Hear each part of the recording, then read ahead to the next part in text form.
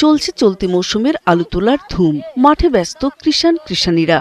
শেরপুর জেলার বিস্তীর্ণ চরাঞ্চলে বরাবরের মতো এবারও আলুর বাম্পার ফলন।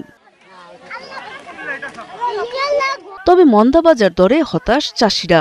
লাগাতার লোকসানের বোঝা চেপে বসেছে তাদের ঘাড়ে। কৃষকরা জানান, আলুর দাম কেজিতে 10 টাকা, অথচ উৎপাদন খরচ কেজি প্রতি 13 থেকে 14 টাকা।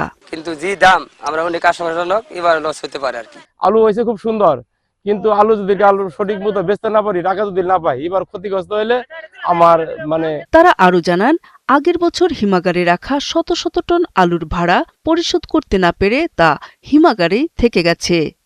আলু করছি, সরকারের দাম বাড়াই বলে দিয়ে না তাহলে আমার তো কোনো উপায় নাই। এদিকে কৃষি বিভাগ বলছে, জেলার চাহিদার তুলনায় আলু বেশি চাষ হওয়ায় কৃষক দাম কম পাচ্ছে। তাই চাহিদার সাথে সঙ্গতি রেখে চাষ কমানোর পরামর্শ কর্মকর্তাদের।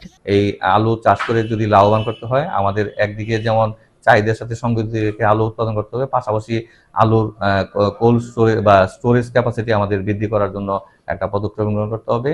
আর পাশাপাশি আলুর প্রক্রিয়াজাতকরণের যে বিষয়টা, আলু প্রক্রিয়াজাত করে যদি বিভিন্ন ধরনের খাবার উৎপাদন করা যায়, সেই ক্ষেত্রে আমাদের কৃষকরা আলুর ন্যায্য মূল্য পাবে। চাষ না কমিয়ে বরং আলু সংরক্ষণ, রপ্তানি ও মনিটরিং বাড়ানোর দাবি জানান চাষিরা। আলুর প্রজেক্ট আছে বলে আমরা কাজকর্ম দিন 300 টাকা দিন দে নিয়েতে অবৈ কইরা নিয়ে খাইতাছি। আমরা অসুখালা মানুষ, কোনো কাজ কাম করা হয় না, কিছু না, প্রজেক্টটা নিয়ে আয়ে সুবিধা হয়েছে, আমরা করে দিয়ে খাইতাছি। এবার শেরপুরে 5212 হেক্টর জমিতে আলু চাষের লক্ষ্যমাত্রা নির্ধারণ করা হয়। সংরক্ষণ ও বাজার ব্যবস্থা নিয়ন্ত্রণ করে দাম বৃদ্ধিতে ব্যবস্থা নিবে সরকার, এমন প্রত্যাশা চাষিদের। নূর তাজমিন নীর, ৭১।